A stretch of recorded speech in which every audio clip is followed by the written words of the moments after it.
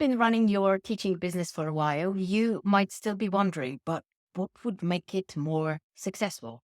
And today, I'm going to talk to you about the 5 things that you actually need to unlearn to be able to build a successful business. My name is Ola, and welcome to the Get Richer Teacher podcast, a podcast in which I help you build a profitable, successful, sustainable, enjoyable teaching business. And I hope you'll stay. Um, so here are the things. Some of it might be a little bit harsh, so please forgive me, but it's still love. It's still from a place of love. So there are a few things that I was a bit scared to say out loud to teachers to advise them on at the beginning of my journey. Um, because it felt like, well, who am I to tell you what you need to be doing? But then I've started seeing patterns. I've now worked with 500 or even more people, people who have bought my courses, people who worked with me closely. And I noticed that there are a few things that very often keep people stuck. So if you are on that entrepreneurial journey, maybe even on a self-development journey, because I very often see that they go hand in hand, um, this episode is definitely going to be interesting. So please take it with an open mind, open heart, and let me know what you think as well. Please feel free to reach out and let me know if any of those 5 areas, I'm sure there are more, but these are the 5 that I just thought were the biggest issues, um, are still on the driver's seat in your life, in your business. And if you need help, with improving that. Also, one more thing before I start is that don't ever think that this process is over, that the work is ever done. To be honest, not really. It's always just work in progress. And that's okay. Um, as long as you're conscious, as long as you know what is keeping you a bit stuck, then you've got the space and the awareness, enough awareness to start working on it. So let's begin. Let's dive in. 5 things that every teacher needs to learn to to be able to run a successful business. The thing number 1 is trading time for money. And I see it all the time. So we all start businesses from, like, all our paths or can be different, but they are actually quite similar.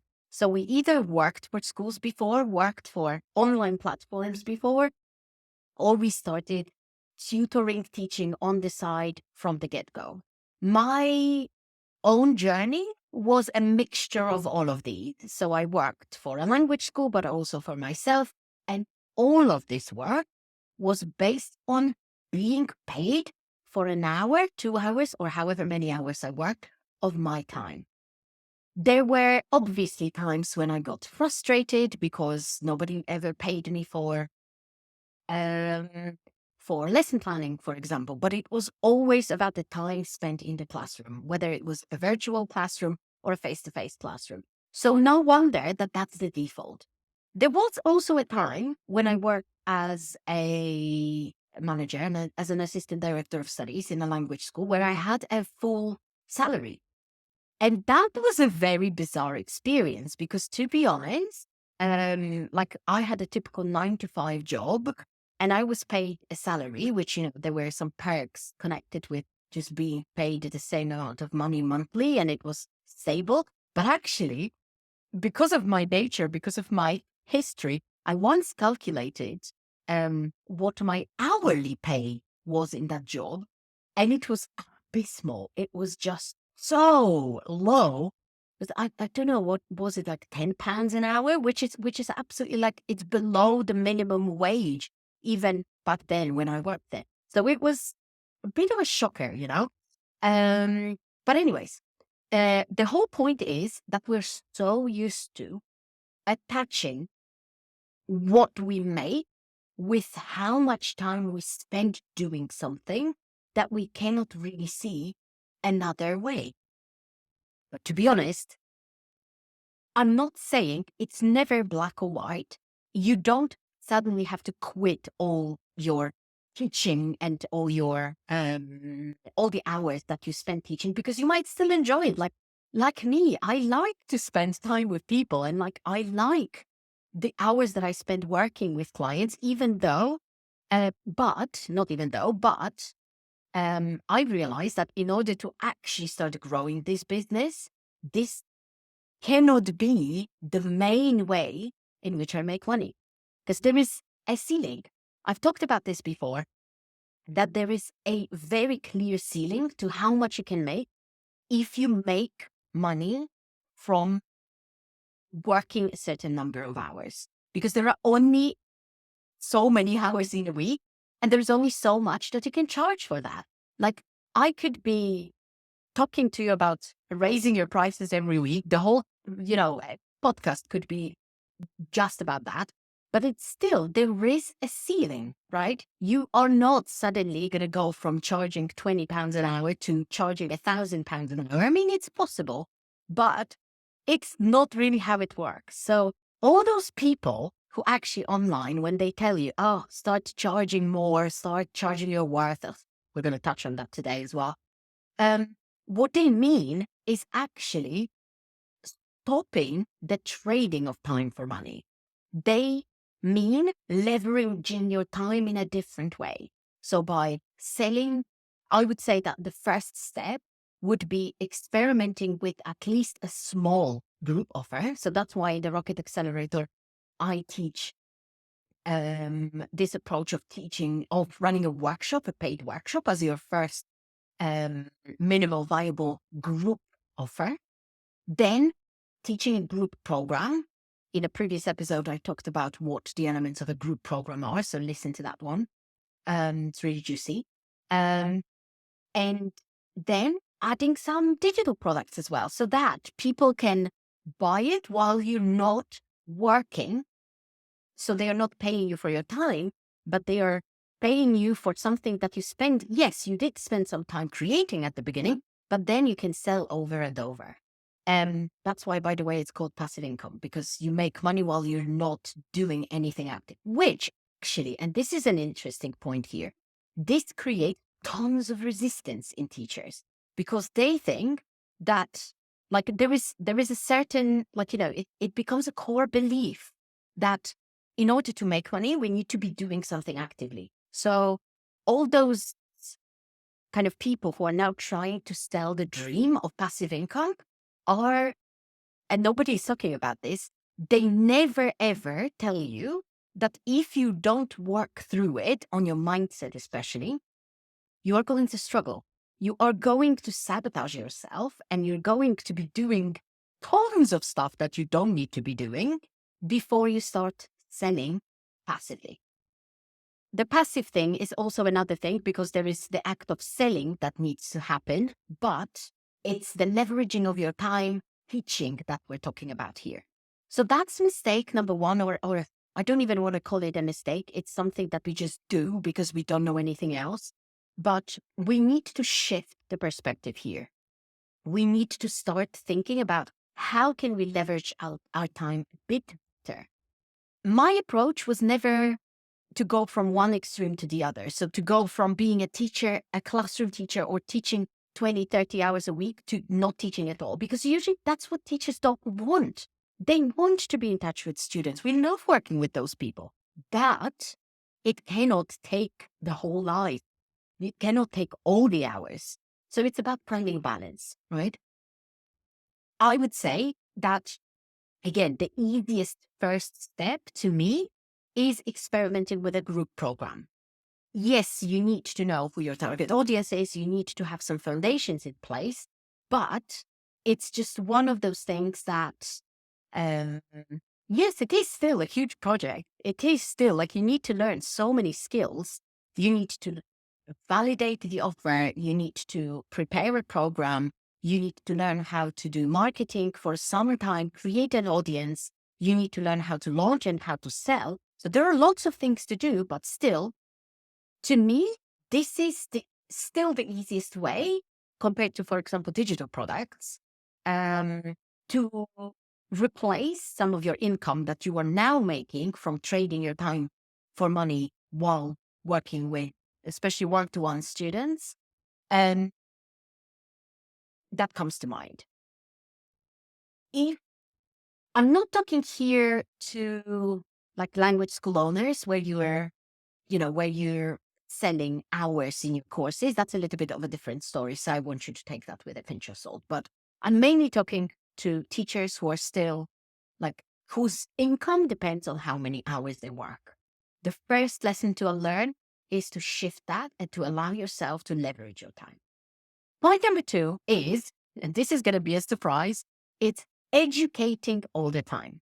So obviously we are teachers, so we educate. We love that. We love sharing information. We love sharing the law for the language. It's great and it's normally an asset. But there is the other side of that coin.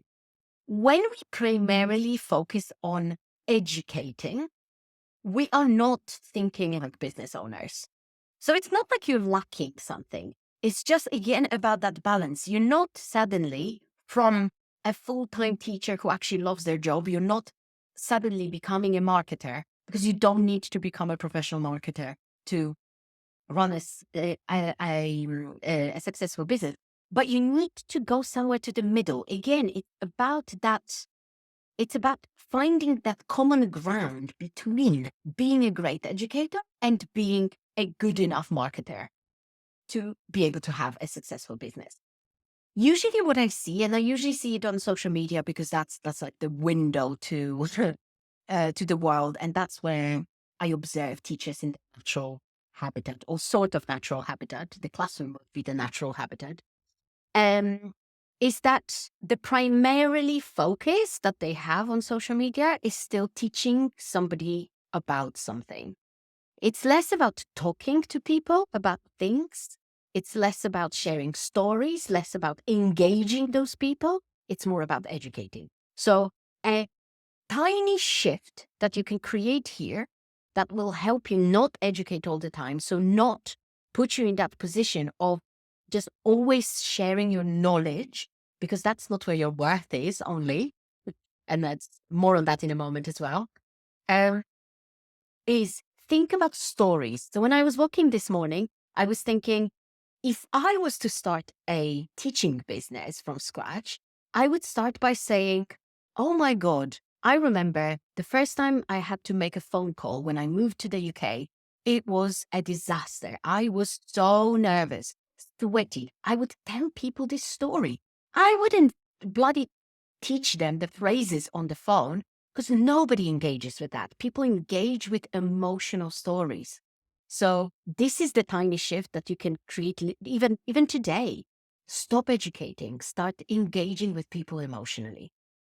Because from there, your marketing will also become much more effective. Your marketing is not about telling people, hey, I've got something here, because that's still sharing information. Your marketing should be evoking emotion. So you can start practicing that in your content, in your newsletters, in your social media. Point number 3 is, that's a harsh one, is projecting their fears onto others, projecting your fears onto others. And I've got a couple of examples. So one example is what literally every teacher I've ever worked with has said to me: they won't be able to afford it. So it's that thinking that you're doing somebody a favor by having very low prices, or by, whatever, doing something for free. And it's actually your own fear of not being good enough or not doing a good enough job that you project onto others. Because to be honest, how do you know if people can or can't afford it? And by the way, it's a bit rude to be looking into people's purses and wallets and saying what they can or can't afford. Yes, there is a side of it that is a fact. Like there are certain nations that can afford less. There are certain people who historically are a bit poorer, let's say, and I'm saying it in air quotes because it's just the word I didn't want to use here, but out of a better one. For example, teachers. Teachers are naturally poorer, right? Still, I'm making quite a decent income, and I'm not saying teachers won't be able to afford it, because it's not there.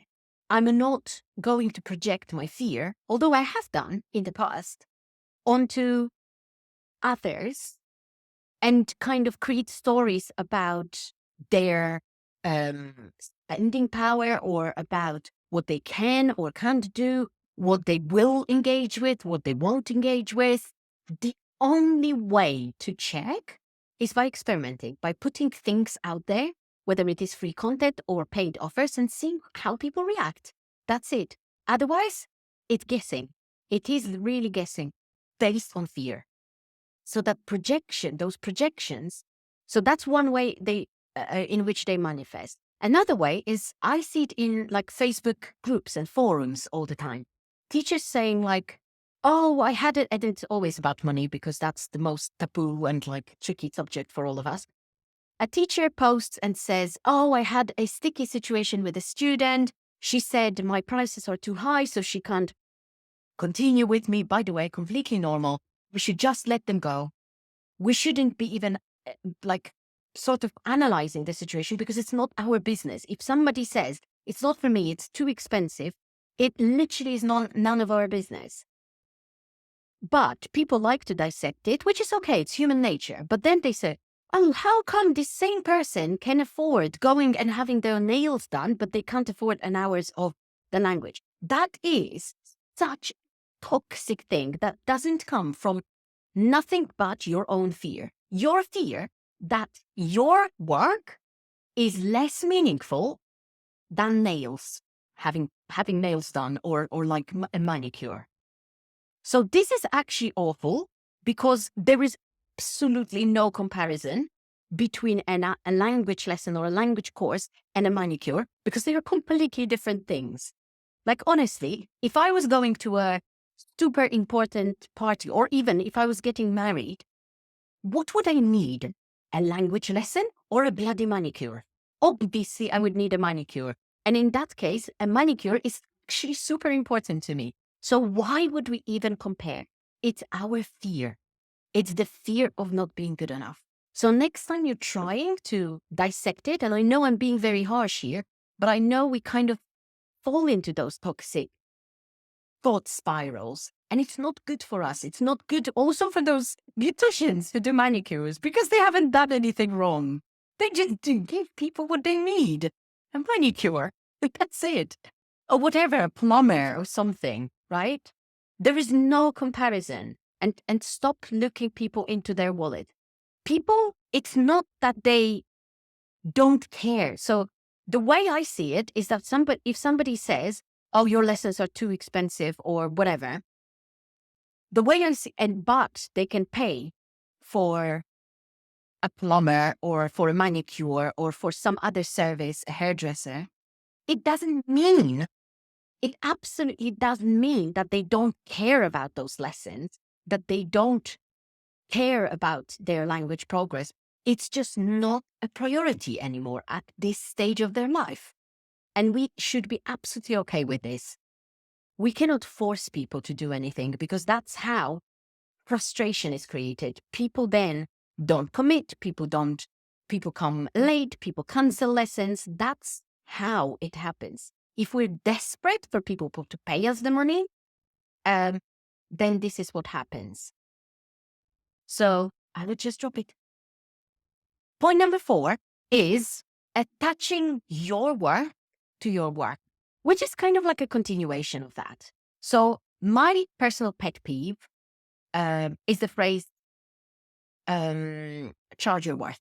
I find it extremely toxic because it suggests that you can put a price tag on your worth, on you as the human. Is that even the case? Absolutely not. You are priceless. You're a human being. Your worth is infinite. It's like all those woo-woo things, they actually make sense. You cannot put a price tag. And I know in many cases, people don't mean it in that way. They mean it as a mental shortcut. They mean it as a way of saying, charge for the worth of the work that you do. But by saying this, charge your worth, we are only reiterating the notion that our worth is attached to our work. So stop doing that. That's it.